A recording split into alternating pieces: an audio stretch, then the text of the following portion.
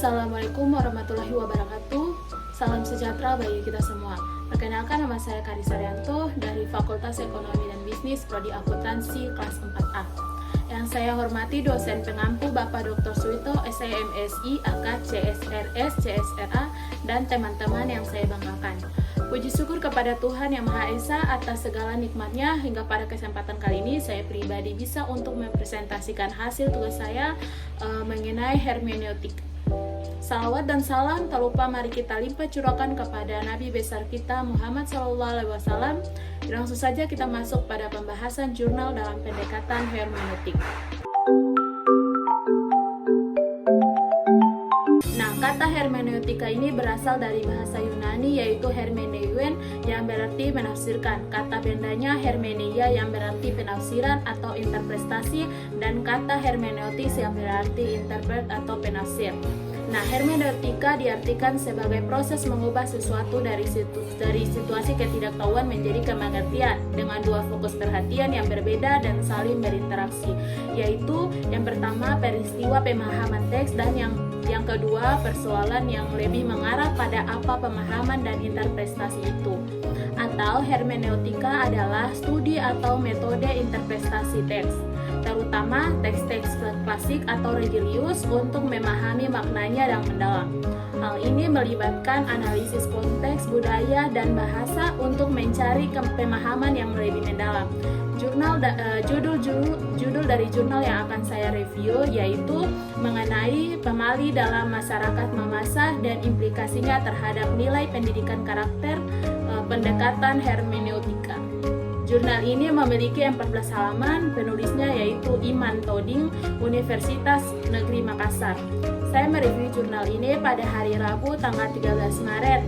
Tujuan penelitiannya yaitu penelitian ini bertujuan mendeskripsikan makna yang terkandung dalam pamali dan mendeskripsikan implikasi pamali terhadap nilai pendidikan karakter.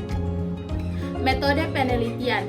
Jenis penelitian yang digunakan adalah penelitian kualitatif yang bersifat deskriptif. Metode kualitatif digunakan untuk menganalisis objek yang tidak bisa diukur dengan menggunakan angka atau data statistik. Data penelitian, khususnya jenis tradisi lisan, pamali hanya diperoleh atau dikumpulkan melalui pemberian pertanyaan-pertanyaan kepada narasumber, senada dengan pendapat Idawati 2016 bahwa data yang bersifat deskriptif kualitatif dapat dikumpulkan melalui pemberian pertanyaan-pertanyaan narasumber. Data penelitian ini adalah pamali dalam masyarakat mamasa. Sumber data penelitian ini adalah tokoh adat dari 3 desa yang disebut Berengek. Teknik pengumpulan data yang digunakan adalah teknik observasi, wawancara, dan dokumentasi. Instrumen utama penelitian ini adalah peneliti sendiri, yaitu human instrument. Peneliti sebagai instrumen utama mengumpulkan, menganalisis, dan menginterpretasi data. Data dikumpulkan dengan cara menentukan informan yang memenuhi kriteria. Data yang telah dikumpulkan dianalisis dengan langkah-langkah sebagai yang pertama, pengumpulan data, yang kedua, mentranskrip data lisan ke tulisan, yang ketiga, menganalisis data, yang keempat, menginterpretasikan data, dan yang kelima, membuat kesimpulan dan melakukan verifikasi data. Selain itu, peneliti juga menggunakan metode triangulasi data untuk menguji keabsahan data yang telah diperoleh di lapangan.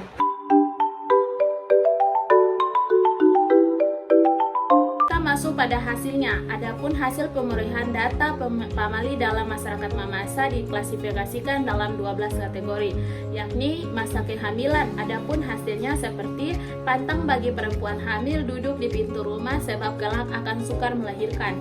Yang kedua yaitu dilarang bagi para suami pergi memotong kayu ketika istri sedang hamil sebab kelak anak akan terlahir cacat. Yang ketiga, pantang bagi perempuan hamil melilit handuk di leher sebab kelak anaknya lahir dikitari tali pusarnya. Dan juga yaitu pada masa kelahiran. Adapun pantang bagi perempuan mandi setelah melahirkan sebab kelak akan timbul penyakit. Yang kedua, pantang bagi perempuan mengangkat-angkat sesuatu ketika baru selesai melahirkan karena kelak akan menimbulkan penyakit. Ada juga masa anak-anak. Anak-anak dilarang duduk di atas bantal akan kekal mendapat bisul. Yang kedua, larangan duduk di atas lesung karena kelak akan mendapat musibah. Yang ketiga, dilarang anak-anak dilarang menjalan lalu-lalang di depan orang tua karena dianggap kualat. Adapun tentang jodoh, yang pertama, pantang bagi gadis mencari kutu di tangga karena kelak susah mendapatkan jodoh.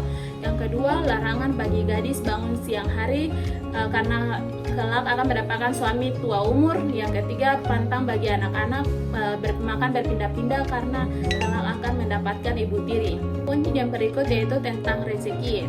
Larangan menjahit pada malam hari, kelak sukar mendapatkan rezeki. Larangan menyapu pada malam hari, kelak nanti akan hilang rezeki. Larangan bangun tengah hari, sebab kelak rezeki akan dipatuk ayam. Adapun mengenai perilaku, pantangan menendang perempuan sebab kelak akan disiksa suaminya ketika sudah berumah tangga. Pantangan tidak bersiul di waktu malam sebab kelak akan bertemu makhluk halus. Pantangan bersuara waktu makan sebab kelak akan menjadi bahan gunjingan orang lain. Pun mengenai hubungan sosial, yang pertama, pantangan mengikis batas tanah sebab nanti kena sanksi sosial. Yang kedua, pantangan menginjak harga diri seseorang sebab kelak akan kena hukuman adat atau sanksi sosial. Ada juga mengenai kesehatan, yaitu pantangan orang langsung tidur selesai makan sebab kelak timbul penyakit. Pantangan makan sambil berdiri sebab akan timbul penyakit, dan pantangan mandi di siang hari sebab akan timbul penyakit. Adapun mengenai keselamatan, yang pertama yaitu larangan bagi perempuan menotong kuku pada malam hari sebab kelak orang tua tidak berumur panjang. Pantangan menjahit pakaian dalam keadaan terpakai sebab kelak tidak berumur panjang.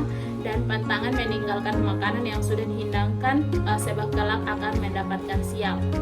Adapun mengenai pendirian bangunan, pantangan memasang terbalik perabot bangunan rumah sebab kelak timbul musibah. Pantangan bagi seorang pergi berduka ke kampung sebelah ketika sedang membangun rumah ketika kelak akan mendapat musibah. Adapun mengenai pertanian, pantangan turun sawah pada masa pembersihan kubur sebab kelak akan gagal panen. Adapun mengenai agama, yaitu dilarang berbicara kotor sebab kelak diiris mulut kita oleh Tuhan, dan pantangan menepati rumah sebelum diresmikan secara agama sebab kelak akan kena musibah. Oke, pembahasannya seperti yang telah diuraikan sebelumnya, bahwa sekolah sebagai lembaga pendidikan formal sejajar dengan lembaga sosial lainnya berperan penting dalam mentransmisikan nilai-nilai lokal kepada anak-anak ataupun kepada peserta didik. Berdasarkan hasil penelitian ini, ditemukan beberapa kesamaan dalam penelitian yang dilakukan oleh Riyadi 2006. Nah, khususnya ditunjukkan kepada ibu hamil dan bayi yang dikandung. Misalnya, dilarang duduk di depan pintu, larangan melingkarkan handuk di leher, larangan mandi pada malam hari. Demikian juga dengan jenis pamali selanjutnya, penelitian Hardani 2014. Pada 40 data pamali ditemukan 14 data yang mirip dengan penelitian ini, yakni tidak boleh tidur tertelungkup, tidak boleh duduk di atas bantal, dan tidak boleh menjahit pada malam hari, tidak boleh menggunting kuku pada malam hari, tidak boleh menjahit baju yang sedang dipakai, tidak boleh berpindah-pindah tempat ketika sedang makan bagi perempuan hamil, dan tidak boleh duduk di pintu bagi perempuan hamil, dan tidak boleh melawan orang tua, tidak boleh mandi setelah makan, tidak boleh mandi di benteng 3 hari, tidak boleh mencari kutu di tangga atau pintu bagi wanita hamil, tidak boleh melingkar kain di leher, tidak boleh berbicara kotor, tidak boleh menyapu pada malam hari. Penelitian yang dilakukan oleh Sarmidi 2013 mendapat 68 data pamali yang banyak diperuntukkan untuk perempuan hamil, perempuan yang menunjukkan adanya fenomena budaya patriarki yang sangat membatasi kaum perempuan pada beberapa empiris di Indonesia. Dari 68 data yang ditemukan, ada 13 data pamali yang mirip dengan penelitian ini.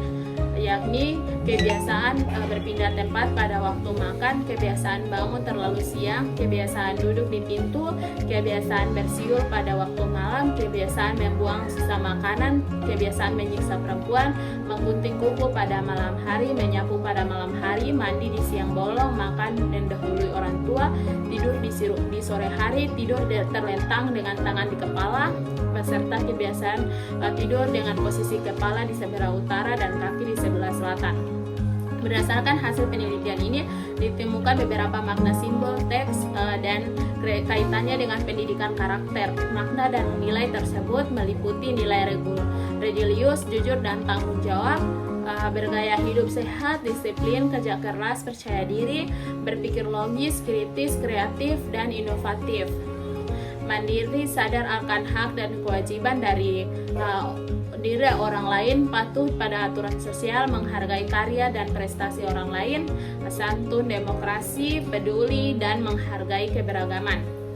Relevansinya dengan hasil penelitian ini ditemukan beberapa data penelitian yang memiliki kesamaan dengan hasil penelitian ini, seperti pada penelitian yang dilakukan oleh Apriyadi 2006 dan Hardani 2014.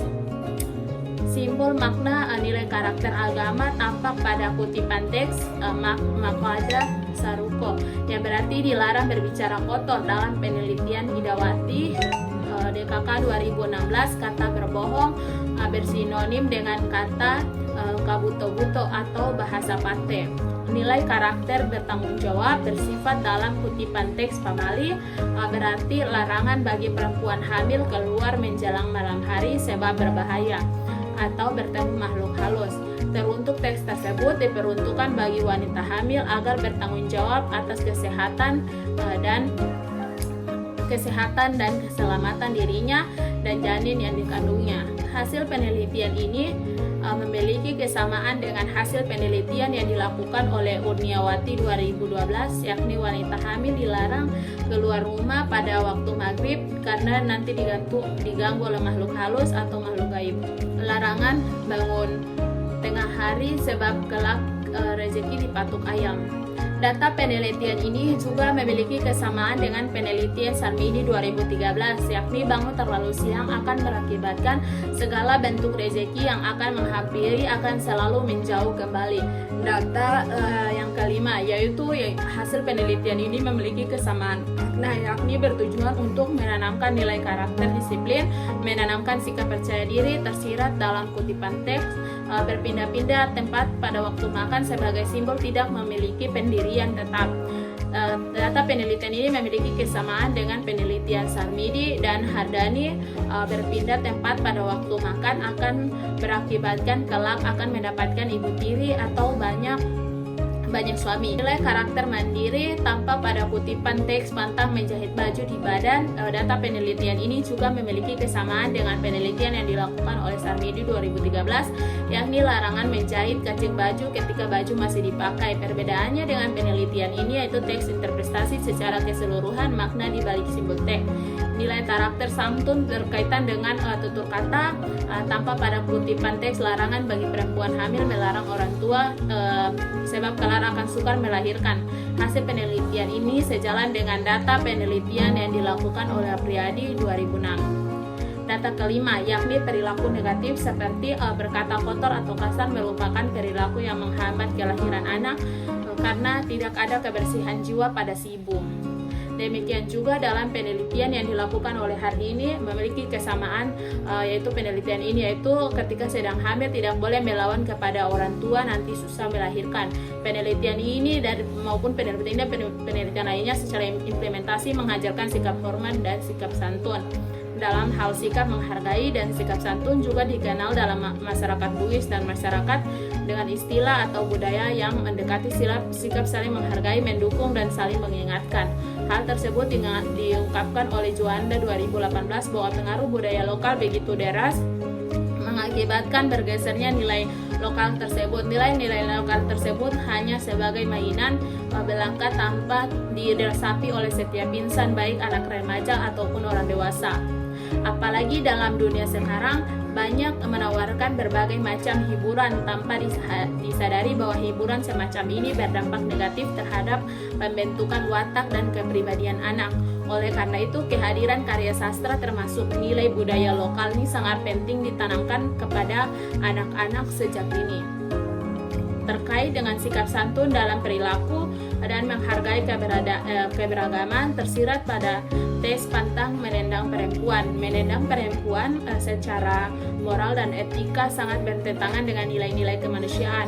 Dengan dasar itulah muncul gerakan feminis yang banyak dikemas dalam karya sastra seperti yang dikemukakan oleh Sugihastuti dalam Juanda dan Ajis 2018, bahwa gerakan feminis muncul sebagai reaksi penindasan atas kaum perempuan dalam masyarakat, baik di tempat kerja maupun di dalam rumah tangga. Dalam cerpen Sangkar Perkawinan karya Munar Marsyari dalam Juanda dan Asis 2018 dijelaskan bahwa perempuan di mata masyarakat setelah menyandang istri atau ibu rumah tangga dipersepsikan hanya mengurusi rumah tangga, yakni anak dan suami. Selain itu, perempuan selalu menjadi korban kekerasan dalam rumah tangga atau KDRT. Oleh karena itu, pesan yang ingin disampaikan mengarah pada pembaca pada karya sastra tersebut, yakni pentingnya sikap memperlakukan perempuan secara wajar, melindungi dan menghargai hak perempuan adalah sesuatu sikap yang terpuji dan bijaksana, lebih hormat dan santun. Nilai sikap santun dan disiplin disirat dalam kutipan teks pantang berbicara sambil makan, sebab kelak akan menjadi bahan kunjingan orang lain. Penelitian ini memiliki kesamaan dengan penelitian yang dilakukan oleh Sarmedi 2013, yakni dilarang mengeluarkan suara ketika makan akan mengakibatkan menjadi bahan kunjingan orang lain. Dengan kata lain, masyarakat pada umumnya nilai-nilai yang terkandung dalam pamali tersebut masih dipertahankan sebagai salah satu sarana pendidikan.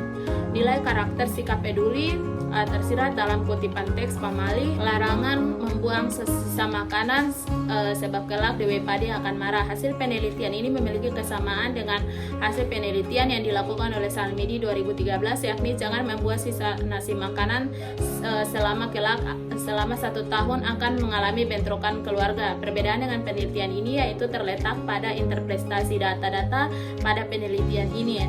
Teks lisan yang interpretasi oleh penulis berdasarkan makna filosofis dan makna kontekstualnya.